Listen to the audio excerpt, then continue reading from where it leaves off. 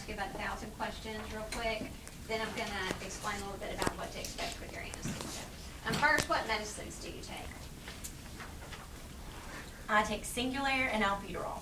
And when's the last time you used your albuterol? Do you use it every day? No, I used it 2 days ago. Okay, and like before that, when was the last time? You can ad lib it. Okay, I use it about once a month. Okay, only so in not my a lot. No. Okay, okay. And your surgeon didn't say anything about using it to get ready for surgery? No. Okay. So you have asthma? Mm-hmm. Okay, and what makes it active? If I exercise and just my regular allergies, or if I get sick. Okay, and so 2 days ago, what was going on? Make it up. I went running and I was running and had an asthma attack. Okay, but that albuterol you took, so you feel Yes, pretty good fixed it. today? Feel Breathing great. feels good, okay. And Singulair you just take all the time? Yes, every day. Okay. And are you allergic to any medicines at all? Yes, I'm allergic to codeine. And what happens when you take it? I had a bronchospasm. Get out. Yeah, Okay. that's bad. Most people it's just nausea vomiting. Okay, so that's good. Now, have you ever had surgery before? Yes, I have. And when was that? I had my tonsils out in '93. Okay, so you were a little kid, Mhm. because you're like 24. Mhm. Okay. Did you have any problems with that?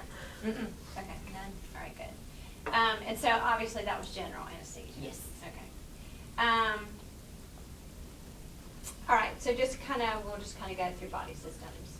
So you have allergies, so kind of ear, nose, and throat. Are those your only issues? Yes, just with that. Don't wear glasses, hearing aids, nothing like that. What about heart? Ever had any kind of, been told you have a heart murmur, high blood Yes. pressure, anything like that? I had a murmur. That's what that is, that funny looking thing. That's what Yeah. I'm asking. So have you ever seen a cardiologist or anything like that? Yes, but apparently I don't have the murmur anymore, so. Okay, so That's what it was just physiologic, you grew out of it. Okay, so that's kind of a normal thing, not a big deal. But you run, Yes. you can do kind of whatever you want to do. Mhm. You do kind of all, there's no limitation. No, I hurt my based knee on- playing soccer. Okay, So I still- okay, yeah, so you're real active, okay. What about, now your asthma, have you ever been to the hospital because of your asthma? Never had to, obviously never been, like truly prevented by your asthma? It's something controlled with your allergy? Mhm. All right, good. You don't smoke? Yes, I do. You do? I know. Okay, you've got to quit. That's gonna help your asthma more than anything else. I know. Okay. All right, well, let me just say this. When you get anesthesia for about a month, cigarettes taste bad. So just don't even smoke for Okay. like a month after anesthesia. And then by that time, you're over it. I'll So you quit. don't, yeah. So, yeah, just go and quit. Okay, what about, which is a lot.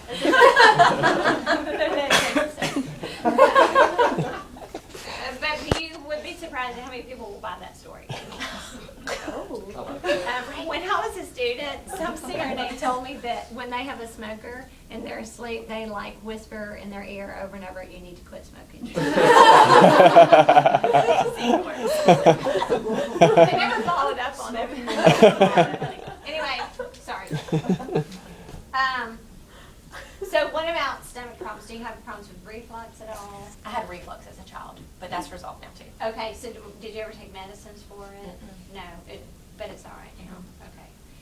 Which may have something to do with your asthma. You never know.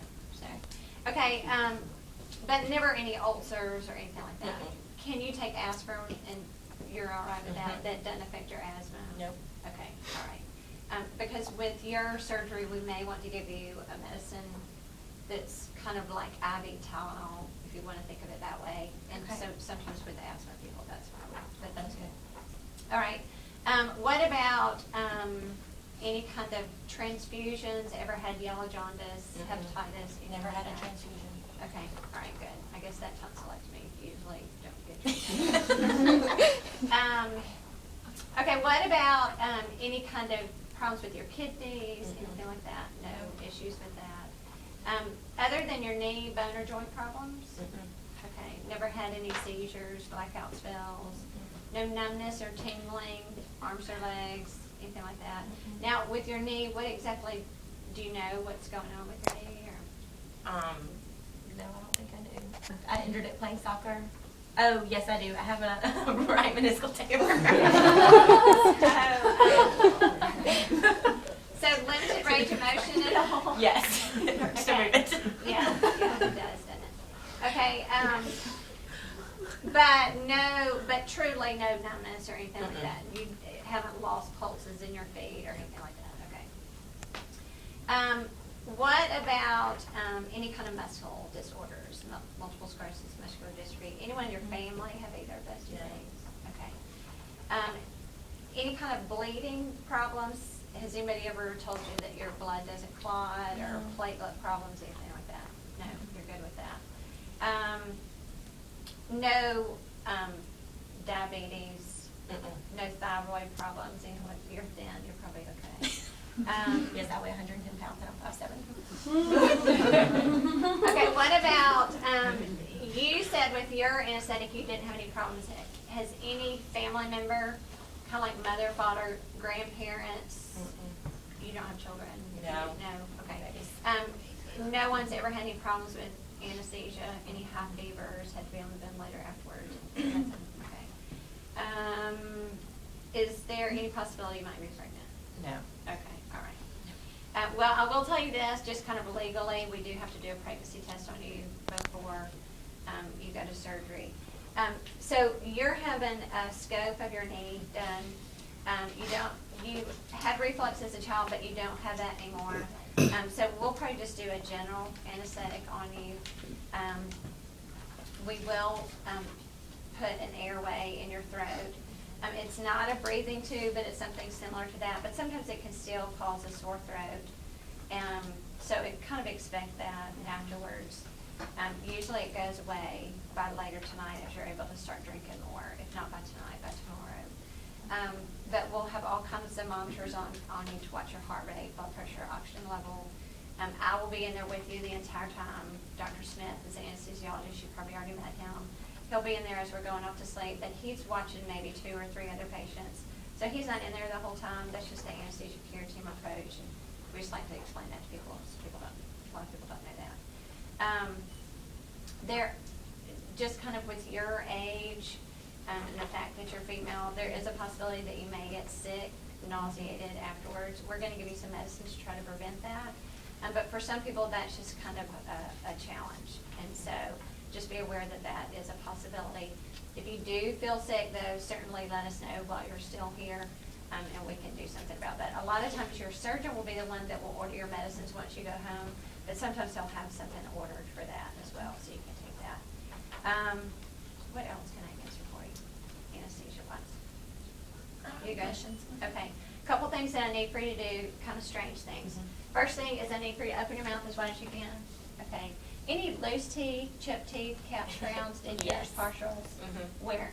My upper teeth. Okay, and They're loose. They, My soccer game.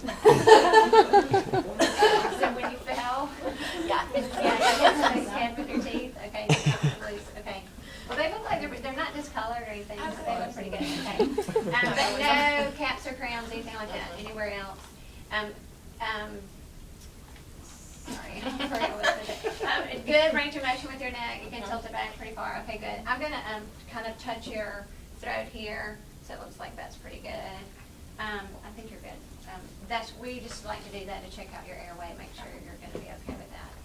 I just need to take a listen to you real quick. So, grab my stethoscope.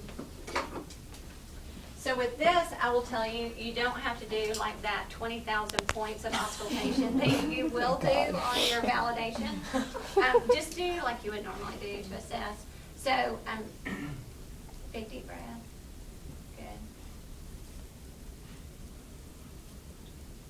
So one of the things that we're tooty about on validation is that you actually let them breathe in and out before you move it. And then I would assess her front. And listen to her heart tones. All right, big deep breath. Yeah, I don't hear a murmur anymore either. Okay. Any other questions that I can answer for you? All right, tell me, when was the last time you had something to eat or drink? Yesterday at dinner. Like time? 7 o'clock. Okay, all right. You're thirsty, aren't Yeah. Very. So, okay. What else? Anything else? All right. I think you're good to go.